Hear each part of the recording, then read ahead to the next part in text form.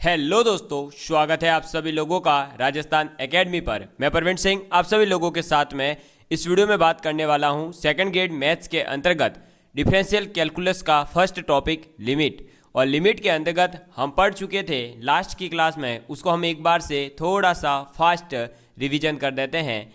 तो हम कल पढ़ चुके थे कि लिमिट होती क्या है, और लिमिट के बाद में हमने ये समझा था कि जो आपका LHL और RHL क्या है, यानी कि लेफ्ट हैंड लिमिट क्या होती है, राइट हैंड लिमिट क्या होती है। लेफ्ट हैंड लिमिट में क्या करते हैं, जिस पॉइंट पर लिमिट निकालनी है उससे लेफ्ट साइड यानी उससे जरा सा छोटा नंबर लेते हैं, और राइट हैंड साइड में उससे जरा सा बड़ा नंबर लेकर के हम लिमिट निकालते हैं। फिर हमने एक दो क्वेश्चंस की लिमिट भी निकाली थी। फिर हमने सीखा था कि इनडिटर्मिनेंट फॉर्म्स क्या होती है। इनडिटर्मिनेंट फॉर्म जो होती है वो डिफाइंड नहीं है, उनकी वैल्यूज़ जो है आप डिफाइंड नहीं कर सकते, और वो कितनी है, 7 है। कितनी है, 7 है। और वो कौन कौन सी 7 थी, तो 0/0, infinite upon infinite, 0 into infinite, infinite minus infinite, 1 की पावर इनफाइनाइट, 0 की पावर 0 और इनफाइनाइट की पावर 0। ये 7 फॉर्म्स तो क्या थी, इनडिटर्मिनेंट फॉर्म।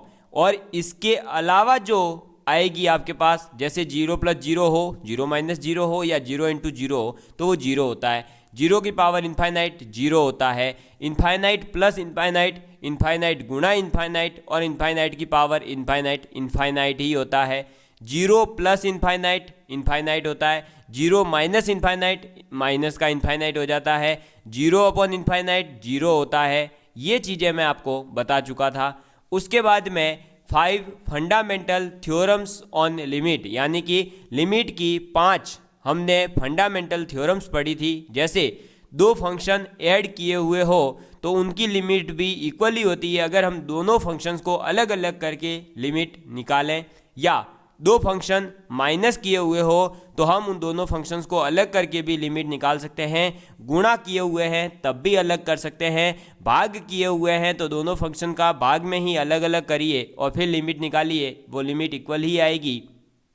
और एक था कि किसी भी नंबर से अगर मल्टीप्लाई किया हुआ हो फंक्शन को, तो आप उस कांस्टेंट नंबर को बाहर निकालिए और उस फंक्शन की लिमिट निकालिए। बाद में जो आपका आंसर आएगा उसमें आप उस कांस्टेंट नंबर से वापस मल्टीप्लाई करेंगे तो वही लिमिट का आंसर हो जाएगा। आज हम पढ़ने वाले हैं various method to evaluate limit, यानी कि हम अलग अलग जो है मेथड सीखेंगे कि हम कैसे कैसे जो है लिमिट निकाल सकते हैं। किसकी फंक्शंस की लिमिट निकालने के अलग अलग जो मेथड्स होते हैं वो हम सीखने वाले हैं। तो आप लिखेंगे various methods to evaluate limit. ठीक है, तो इसके अंदर हम क्या पढ़ने वाले हैं, various methods to evaluate limit, यानी लिमिट को फाइंड आउट करने के जो अलग अलग मेथड्स है उनको हम सीखने वाले हैं।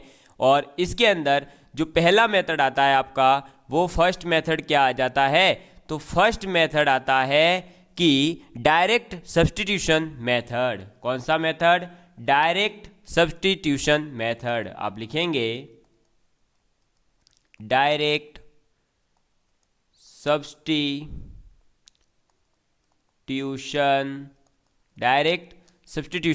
मेथड। अब ये डायरेक्ट सब्स्टिट्यूशन मेथड क्या कहता है, डायरेक्ट सब्स्टिट्यूशन मेथड कहता है कि आप जो है डायरेक्ट एक्स की जिस पॉइंट फंक्शन की जिस पॉइंट के ऊपर लिमिट निकालनी है वो पॉइंट पुट कर दीजिए, आपका डायरेक्ट आंसर आ जाएगा। वहाँ किसी भी प्रकार की इनडिटर्मिनेंट फॉर्म नहीं बनती है। तो इसको आप याद रखने के लिए यहाँ लिख सकते हैं, if given function is not in indeterminate form, यानी जो आपको फंक्शन दे रखा है वो अगर इनडिटर्मिनेंट फॉर्म के अंदर नहीं है, तो क्या लिखेंगे, if given function is not in indeterminate form then the form for given value of x, then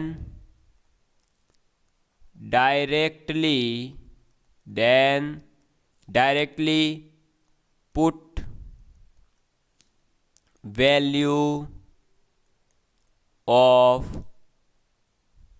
x to evaluate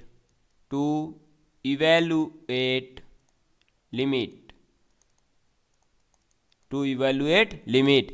यानी कि अगर आपके पास में फंक्शन जो दे रखा है उसकी लिमिट डायरेक्ट निकल रही हो, इनडिटर्मिनेंट फॉर्म नहीं बन रही है, तो आप जो है उसके अंदर डायरेक्ट x की वैल्यू पुट कर दीजिए, आपका आंसर आ जाएगा। सर ये x क्या होता है?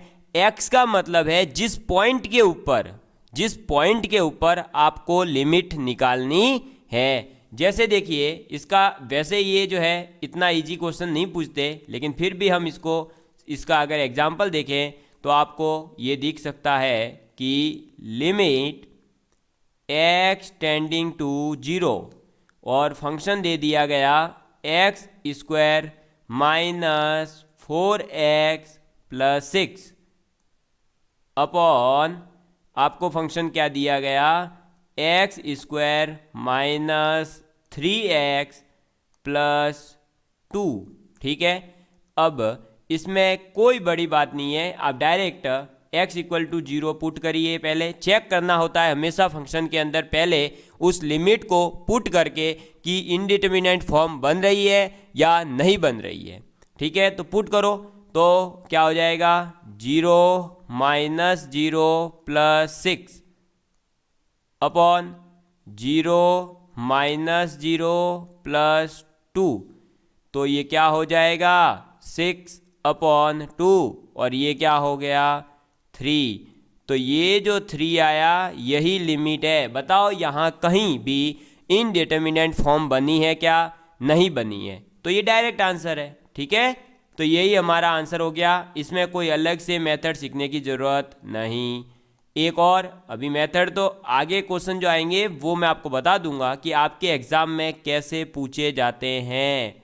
ठीक है, वैसे इतने इजी क्वेश्चन नहीं पूछते हैं, ये तो केवल आपको ये बता रहा हूँ कि डायरेक्ट सब्स्टिट्यूशन वाले भी क्वेश्चन कभी कभार ऐसे जो है पूछ ले किसकी लिमिट एग्जिस्ट करती है और वहाँ ऐसा डायरेक्ट दिखे तो हो सकता है ऑप्शन में, मतलब जहाँ 3-4 ऑप्शन को चेक करना पड़ता है ना, वहाँ ऐसा क्वेश्चन आ जाता है। अब लिमिट निकालनी है x टेंडिंग टू 0 प्लस के लिए और फंक्शन है साइन x की पावर 1/x। अब पुट करेंगे 0 तो साइन 0 क्या होता है 0, 1/0 और आप लोगों को पता है कि 1/0 कितना होता है इनफाइनाइट, और 0 की पावर इनफाइनाइट क्या इनडिटर्मिनेंट फॉर्म है? नहीं, 0 की पावर इनफाइनाइट जो है वो इनडिटर्मिनेंट फॉर्म नहीं होती है। इनफाइनाइट की पावर 0 जो है वो इनडिटर्मिनेंट फॉर्म होती है। तो 0 की पावर इनफाइनाइट की वैल्यू क्या होती है सर 0। तो इसका मतलब इस फंक्शन की यानी इसकी जो लिमिट आएगी वो तो क्या आ जाएगी 0 आ जाएगी। तो ये तो क्या था डायरेक्ट सब्स्टिट्यूशन मेथड। चलो अब नेक्स्ट मेथड कौन सा आ जाता है, तो अब हम सीख रहे हैं दूसरा मेथड। दूसरा मेथड कहता है फैक्टराइजेशन करो या रैशनलाइजेशन करेंगे। क्या करेंगे? फैक्टराइजेशन करेंगे या रैशनलाइजेशन। तो फैक्टराइजेशन यानी कि उसको जो भी फंक्शन दे रखा है उसको 2 या 2 से 3 फंक्शन के मल्टीपल में लिखने की कोशिश करेंगे और लिख पाए तो वो फिर जो है आपका डायरेक्ट आंसर आ जाएगा। देखिए फैक्टराइजेशन करेंगे या हम कह सकते हैं परिमेयकरण यानी रैशनलाइजेशन करेंगे। ठीक है, रैशनलाइजेशन। चलिए तो अब रैशनलाइजेशन या जो हमारा फैक्टराइजेशन है उसका एग्जाम्पल लेते हैं और उसका जो आपके सामने फर्स्ट एग्जाम्पल आ रहा है वो एग्जाम्पल आ रहा है लिमिट x टेंडिंग टू 2 हो। क्या हो? x टेंडिंग टू 2 हो। किसके लिए? 2x square minus 7x plus 6 upon 5x² minus 11x+2, ये आपके पास एक फंक्शन आ गया। आपको इसकी लिमिट निकालनी है। किसकी लिमिट निकालनी है? लिमिट x टेंडिंग टू 2 है और फंक्शन क्या है? तो 2x² माइनस 7x+6 अपॉन में क्या दे रखा है? अपॉन में दे रखा है 5x² माइनस 11x+2। इसके लिए आपको क्या निकालनी है? लिमिट। आप डायरेक्ट पुट करिए पहले तो 2, तो आप पुट करेंगे तो क्या हो जाएगा? 4 दूनी 8 माइनस 14 प्लस 6 बटे 5 चौक 20 माइनस 22 प्लस 2। जैसे ही पुट करा हमें दिख गया है कि ये है 0/0 और 0/0 क्या होता है? इनडिटर्मिनेंट फॉर्म होती है। समझ में आ गई बात? तो ये तो क्या है? इनडिटर्मिनेंट फॉर्म है। अब देखो भाई, अगर ये इनडिटर्मिनेंट फॉर्म है तो अब हम आगे क्या करें? फिर आगे हम क्या करेंगे कि अब इस फंक्शन का रैशनलाइजेशन करेंगे, यानी इसका जो है हम इसका फैक्टराइजेशन कर देंगे एक तरह से। तो वो क्या हो जाएगा? फैक्टराइजेशन करेंगे, इस क्वाड्रेटिक इक्वेशन के 2 रूट बनेंगे, वो हम निकालना यहाँ सीख रहे हैं कि कैसे निकालेंगे। तो 2x² माइनस 7x+6 बराबर है 0 अगर, और ये क्वाड्रेटिक इक्वेशन है तो इसका रूट निकालना सीखेंगे। इसका रूट कैसे निकलेगा? तो आप वही श्रीधराचार्य मेथड भी लगा सकते हैं अलग अलग। मेरे को इसका रूट पता है कि इसके जो फैक्टराइजेशन होंगे वो होंगे x-2 गुणा 2x-3, ठीक है। और एक और मेथड बता देता हूँ। अगर देखो श्रीधराचार्य मेथड आपको पता होगा, आप जो है इसका x निकालेंगे फिर तोड़ तोड़ा के कर सकते हैं। एक और ये है कि जब x बराबर 2 पुट किया गया तो 0 आया, इसका मतलब 2 इसका रूट था, तो x-2 जो है उसका डिवाइड करके भी आप इसका रूट निकाल सकते हो। समझ में आ गई बात? लेकिन अभी हमें वो नहीं करने हैं, क्वाड्रेटिक में ये सब चीज़ें सिखाई गई है। तो अब हमारे पास इसके ये फैक्टराइजेशन आ गए। क्या आया? x-2 into 2x-3। ऐसे ही 5x² माइनस 11x+2, इसका भी एक रूट क्या होगा? x-2 एक रूट तो होगा ही होगा। क्यों? क्योंकि ये भी तो 0 दे रहा है जब 2 पुट कर रहे हैं तो x-2 इसका रूट है ही है, और एक इसका रूट जो आएगा वो आएगा 5x-1 बराबर 0। तो ये जो है इसका हो गया फैक्टराइजेशन। इसको हम लिखेंगे यहाँ नीचे, क्या आ जाएगा? x-2 multiply 5x-1।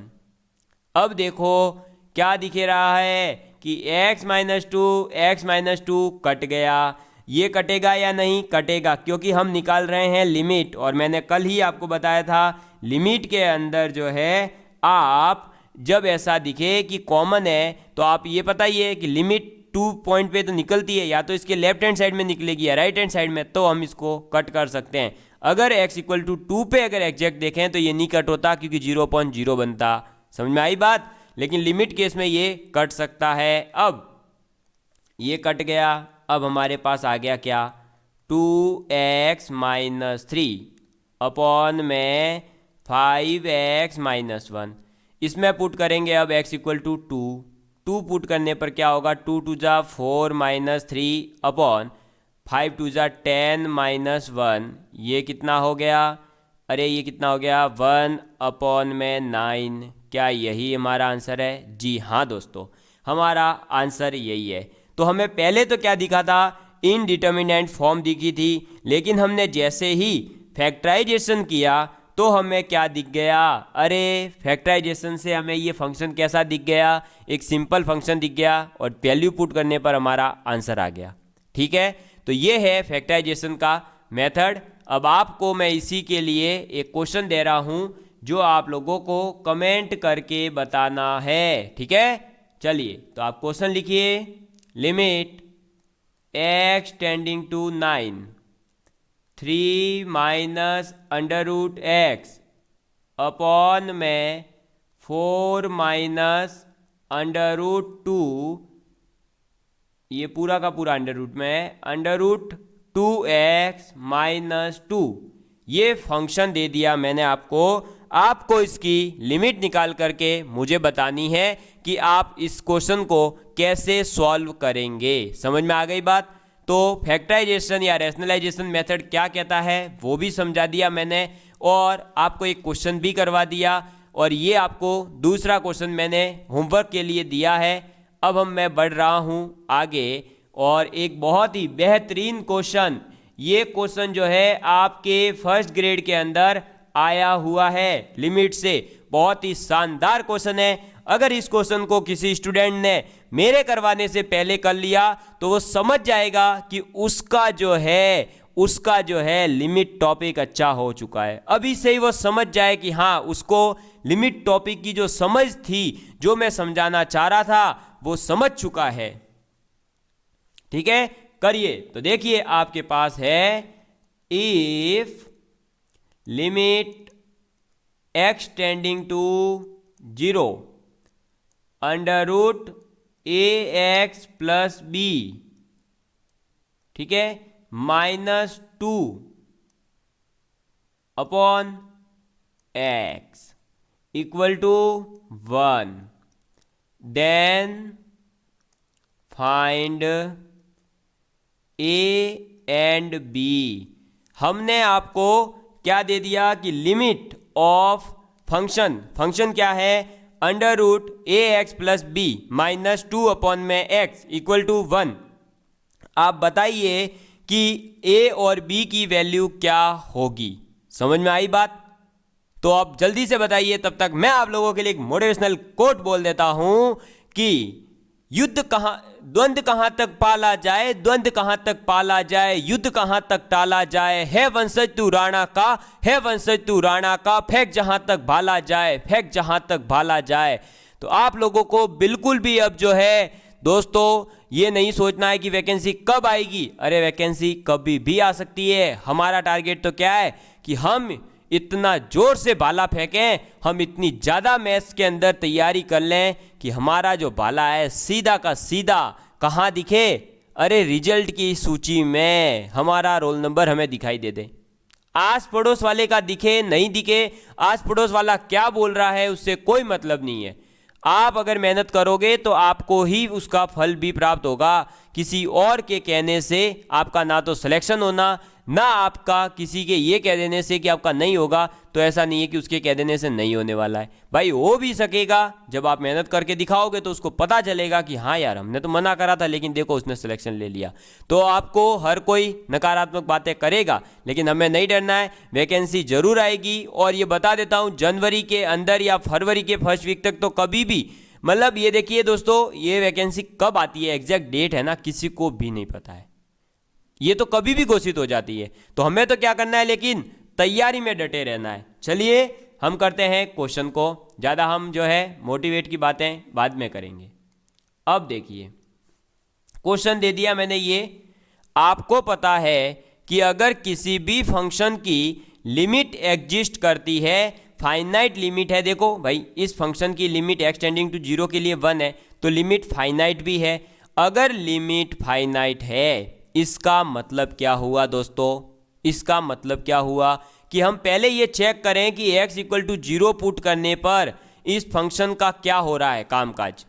ठीक है, तो देखो पुट करो, एज जो आपका डिनोमिनेटर है, यानी अरे डिनोमिनेटर ये x, भाई 0 पुट कर रहे हैं तो वैसे ही आपका जो है x जैसे ही 0 पुट कर रहे हैं एज डिनोमिनेटर टेंडिंग टू 0, क्योंकि ये तो x है, x 0 यानी ये भी 0।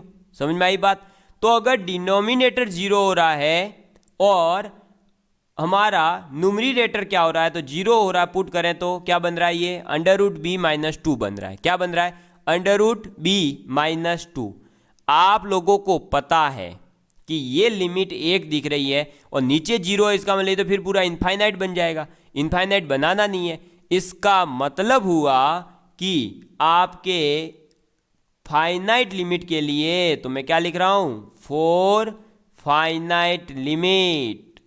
एक फाइनाइट लिमिट है एक, तो हाँ, तो फाइनाइट लिमिट के लिए डिनोमिनेटर अगर टेंडिंग टू जीरो है तो न्यूमरेटर भी टेंडिंग टू जीरो होना चाहिए as x tending to zero पे। क्यों सर? क्योंकि 0/0 फॉर्म बनेगी तो वो एक होगी इनडिटर्मिनेंट फॉर्म, और इनडिटर्मिनेंट फॉर्म का फिर हम जो है रैशनलाइजेशन करें, या फिर जो हमारा लॉ ऑफ लव आगे हम सीखने वाले हैं वो लगाएं, या फिर हम एल हॉपिटल लगाएं, कुछ भी लगा के हम आंसर निकाल सकते हैं अगर इनडिटर्मिनेंट फॉर्म बन रही है तो। समझ में आई बात? तो हम क्या करेंगे, इनडिटर्मिनेंट फॉर्म बनाने की कोशिश करेंगे। जैसे जैसे डिनोमिनेटर टेंडिंग टू जीरो है वैसे ही न्यूमरेटर भी टेंडिंग टू जीरो होना चाहिए। इसका मतलब जब x जीरो पुट होगा तो जो न्यूमरेटर है वो भी जीरो की ओर बढ़ना चाहिए, जबकि वो क्या आ रहा है, अंडर रूट, क्या आ रहा है वो, अंडर रूट b -2 ये आ रहा है। अब इसको क्या करना पड़ेगा, जीरो के इक्वल रखेंगे तभी ये जीरो हो सकता है, तो ये जीरो के इक्वल रखो। b की वैल्यू क्या आ जाएगी यहाँ से, तो b की वैल्यू यहाँ से आ रही है 4, क्योंकि b की वैल्यू 4 होगी तभी तो देखो अंडर रूट 4 की वैल्यू हो जाएगी 2 और 2 - 2 0, और न्यूमरेटर जीरो कब, जब x टेंडिंग टू जीरो है। तो b की वैल्यू कितनी आ गई, 4। अब इस b की वैल्यू 4 को पुट करेंगे इसमें और हम निकालेंगे लिमिट। तो limit x tending to zero under root ax + 4 -2 ax + 4 -2 upon में x, ठीक है, इक्वल टू क्या दे रखा है, 1 दे रखा है ये। अब इसका हम क्या कर सकते हैं, अरे भाई जैसे पीछे अभी देखा था कि हमने फैक्टराइजेशन करना सीखा, वैसे ही मैंने वहाँ ये भी लिखवाया था कि या तो फैक्टराइजेशन करेंगे या रेशनलाइजेशन करेंगे। अब आपको भी पता है जब रूट दिख रहा है तो फैक्टराइजेशन तो करेंगे नहीं, रैशनलाइजेशन ही करना पड़ेगा। तो करो इसका रैशनलाइजेशन, इसका रैशनलाइजेशन करेंगे तो वो क्या बनेगा, limit x tending to zero, ठीक है, और under root ax + 4 -2 upon x गुणा क्या हो जाएगा, अंडर रूट ax + 4 + 2। अरे रैशनलाइजेशन तो कैसे करते हैं पता होगा ना, जो भी आपके पास में है उसका जस्ट अपोजिट का ऊपर नीचे मल्टीप्लाई कर देते हैं। यहाँ क्या था, अंडर रूट -2 था तो हमने यहाँ कर दिया +2 करके मल्टीप्लाई। क्यों करा है वो देखना, इससे क्या होता है कि ये और ये a -2 और ये b -2 बन गया, तो हम इसको क्या लिख सकते हैं, a² - b² वाले फॉर्मूला बनाने के लिए हम जो है अपोजिट का मल्टीप्लाई करते हैं। तो ये बन जाएगा आपका ax + 4 - 4। समझ में आ गई बात? क्यों भाई, अंडर रूट ax + 4 का होल स्क्वायर करेंगे तो ax + 4 आ जाएगा, अंडर रूट हट जाएगा, और -2 का स्क्वायर करेंगे तो -4 आ जाएगा, और नीचे क्या आ जाएगा, x गुणा अंडर रूट ax + 4 + 2, ठीक है। अब क्या होगा, ये 4 से 4 कट गया, ये x से x कट गया, बचा कुचा क्या, a upon under root ax + 4 + 2 ये बचा। अब इसके अंदर x की वैल्यू 0 पुट करो, जैसे ही x 0 पुट किया गया ये बन जाएगा क्या, a/4, जबकि a/4 जो है ये आया है आपके अकॉर्डिंग, इसने लिमिट दी है 1, इसका मतलब a/4 जो है वो किसके इक्वल हो गया, 1 के। तो a = कितना आ गया, 4, और b = भी कितना आया, 4। तो हमारा आंसर आ गया ना कि a और b दोनों के दोनों कितने होंगे, 4 होंगे। समझ में आ गई बात? तो a और b दोनों के दोनों कितने होंगे दोस्तों, 4 होंगे, तब ही इस फंक्शन की लिमिट 1 हो सकती है। ये क्वेश्चन इसलिए अच्छा था क्योंकि लिमिट एग्जिस्ट कर सकती है या फाइनाइट तभी लिमिट की वैल्यू हो सकती है जब न्यूमरेटर और डिनोमिनेटर दोनों के दोनों जीरो की अगर अटेंड करें तो जीरो की ओर करें, या फिर जो है ये फाइनाइट कोई वैल्यू दे दें, या अगर फाइनाइट वैल्यू नहीं दे पा रहे तो इनको इनडिटर्मिनेंट फॉर्म बनाना जरूरी होता है। समझ में आ गई बात? तब ही ये जो है हमारा काम कर सकते हैं, वरना तो हम जो है यहाँ पर एक फाइनाइट लिमिट निकाल ही नहीं पाते। तो हमने फाइनाइट लिमिट निकालने के लिए ये कॉन्सेप्ट सीखा, तो ये याद रखना, ठीक है। चलो अब आगे नेक्स्ट जो हमारा, हमने पहला क्या पढ़ा, डायरेक्ट पुट करो। फिर हमने पढ़ा रैशनलाइजेशन या फैक्टराइजेशन, जिसके हमने 3 क्वेश्चन करे। अब हम करने जा रहे हैं एक बहुत ही शानदार, ये बहुत ही अच्छा मेथड है, बहुत ही मस्त मेथड है। इससे भी क्वेश्चन जो है आप एक ही लाइन में सॉल्व कर सकते हैं, और ये मेथड है लॉ ऑफ लव का, यानी LOL। इसको हम कहते हैं लॉ ऑफ लव, ठीक है। ये कुछ मेथड जो है भाई साहब देखो बंसल क्लासेस के हैं, तो ये मेथड आपको किसी ऐसी वैसी बुकों में नहीं मिल सकते। ये बहुत ही शानदार नोट्स है, इसलिए आप अच्छे से पढ़ लीजिए। और ये ट्रिक है एक तरह से, समझ गए? ये एक तरह से क्या है, ट्रिक है आपके लिए। बहुत देखिएगा, बड़ा क्वेश्चन होता है लेकिन कैसे हम इजी वे में सॉल्व कर पाते हैं इस मेथड से। अब हम यहाँ लिखेंगे, ये नाम क्यों दिया गया है लॉ ऑफ लव, ये जस्ट है जो आपके इसलिए है कि हमें, अभी जैसे हमने ऊपर देखा था कि अगर ऊपर डिनोमिनेटर में जीरो है तो न्यूमरेटर भी जीरो करते हैं। यहाँ हम करेंगे कि अगर डिनोमिनेटर जो है आपका इनफाइनाइट है तो न्यूमरेटर जीरो, और जीरो है तो इनफाइनाइट, एक दूसरे के अपोजिट बनाने के लिए हमने ये नाम दिया। तो वी लव, चलिए ये छोड़िए, ये लिखवाने से कोई मतलब नहीं है। ये लिखा हुआ है कि we love to create infinite in denominator and zero in numerator, जिससे कि बढ़िया हम डायरेक्ट जो है इसका फंक्शन लिख दें, और वो फंक्शन है limit x tending to infinite, और फंक्शन है a0xn प्लस a1 x की power n-1 plus a2 x की पावर n-2, और ये चलता रहेगा कहाँ तक, तो ये चलेगा an-1x प्लस an तक।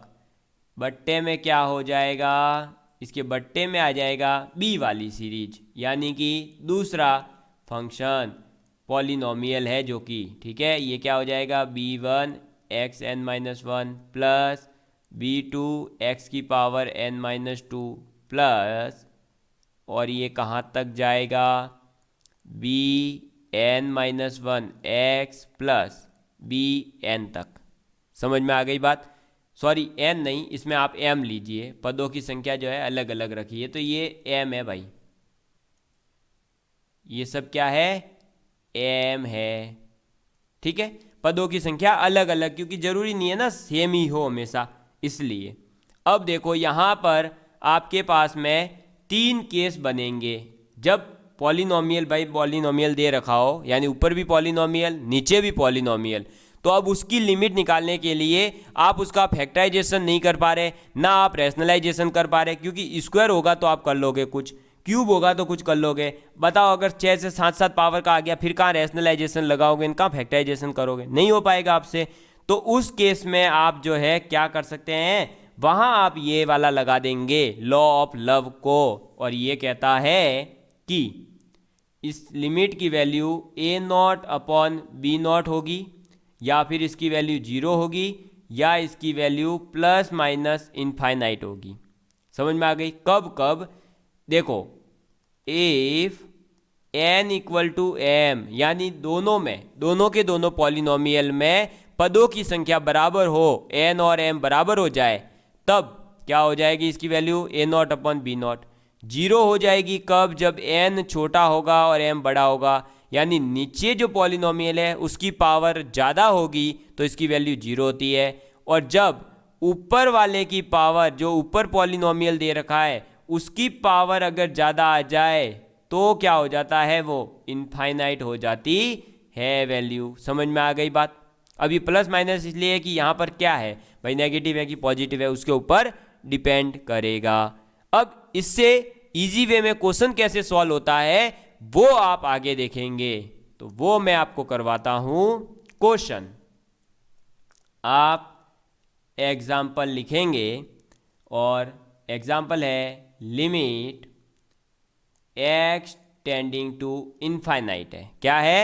x टेंडिंग टू इनफाइनाइट है और आपको दे दिया गया 4x square plus 5x plus 7 बट्टे आपको दिया गया क्या 5x square minus 6x plus 8। यहाँ आप जो है इसको ऐसा भी कर सकते हैं, ये 8 की जगह और इसको चेंज कर दो, वो अलग, क्योंकि मैं थोड़ा सिंपल हो जाएगा। तो ये 2 और यहाँ 4, ठीक है।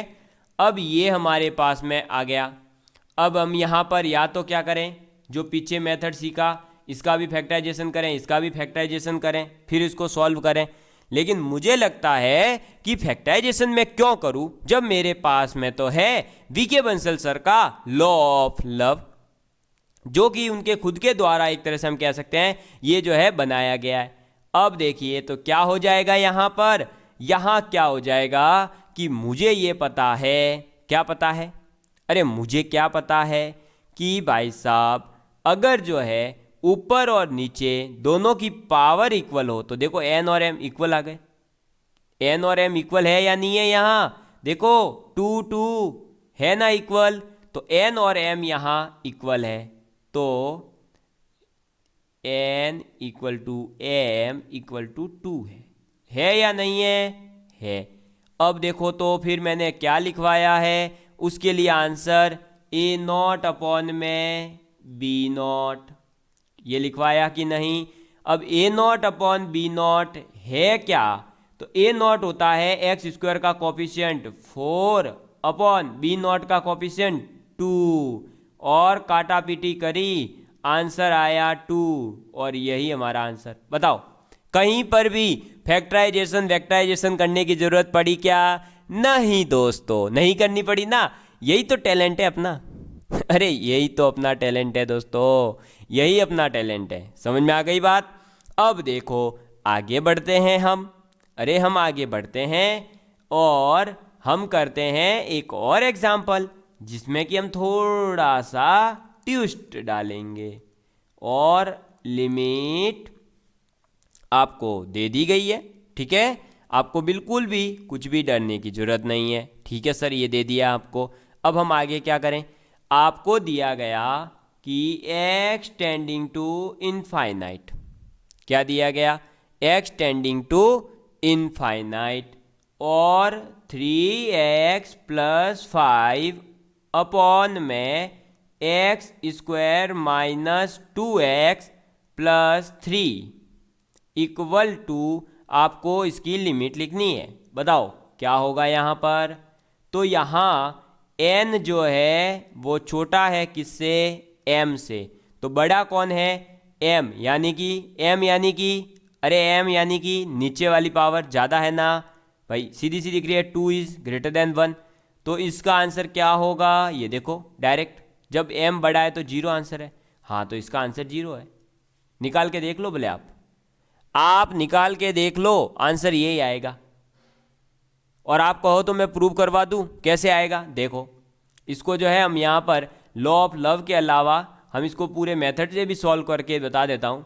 आप इसमें जो है ये करते क्या, limit x tending to infinite ही रखते, और ऊपर जो है हम ये कर सकते थे क्या दोस्तों, नीचे से एक्स स्क्वायर कॉमन ले लेते हैं और ऊपर जो है हम एक्स स्क्वायर का डिवाइड कर देते हैं, तो क्या होगा 3 अपॉन एक्स स्क्वायर आएगा, तो ये बचेगा क्या x, प्लस ये हो जाएगा 5 अपॉन एक्स स्क्वायर, क्योंकि ऊपर करा एक्स स्क्वायर का डिवाइड और नीचे से ले लिया जो एक्स स्क्वायर कॉमन लिया ना उसको ऊपर भेज दिया, मतलब तो ये क्या बन जाएगा 1 minus 2 upon x plus 5 upon x square, ये बनेगा।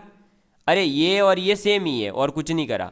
अब देखो x equal to infinite put करो, इनफाइनाइट पुट करोगे तो आपको पता है किसी भी संख्या में इनफाइनाइट का भाग दोगे तो वो 0 आता है, तो 3 अपॉन इनफाइनाइट 0, 5 अपॉन इनफाइनाइट का स्क्वायर 0, यानी ये तो हो गया 0, बट्टे 1 minus 2 upon infinite 0, 5 upon x square यानी 5 अपॉन इन्फाइनाइट स्क्वायर 0 0, ये हो गया 0। आंसर क्या आ गया 0 अपॉन 1। और 0 अपॉन 1 का मतलब क्या है, अरे 0 ही तो है। तो देखो ये हुआ इतना बड़ा मेथड। या फिर आप इसका जो है फैक्टराइजेशन करिए। अब फैक्टराइजेशन से सॉल्व नहीं हो रहा है, कुछ भी नहीं सूझ रहा है, तो डायरेक्ट लॉ ऑफ लव लगाइए, आपका आंसर आ जाएगा। ये है ट्रिक। क्या है ट्रिक? तो पॉलिनोमियल की लिमिट निकालने की इससे शानदार अगर कोई ट्रिक बता दे तो दोस्तों मान जाऊंगा। अरे ये बहुत ही शानदार ट्रिक है यार, एक एक लाइन में आंसर आता है। देख लो बस क्या चीज याद रखनी है, एन और एम इक्वल तो A naught upon B naught answer. अगर नीचे वाला ज्यादा हो जाए तो 0, और अगर एन ग्रेटर देन यानी ऊपर वाले की पावर ज्यादा आ जाए तो प्लस माइनस इनफाइनाइट। यही हमारा आंसर है। समझ में आ गई बात? तो ये है अपना law of love. What is this? This is what? This is law of love. What is this? This is love और लॉ ऑफ लव। समझ में आ गई बात? तो हमने ये 3 मेथड आज अलग अलग सीख लिए, फैक्टराइजेशन और रैशनलाइजेशन। उसके बाद में हमने सीखा पहले सीखा डायरेक्ट पुटिंग, उसके बाद सीखा फैक्टराइजेशन रैशनलाइजेशन, उसके बाद में सीखा क्या लॉ ऑफ लव, LOL।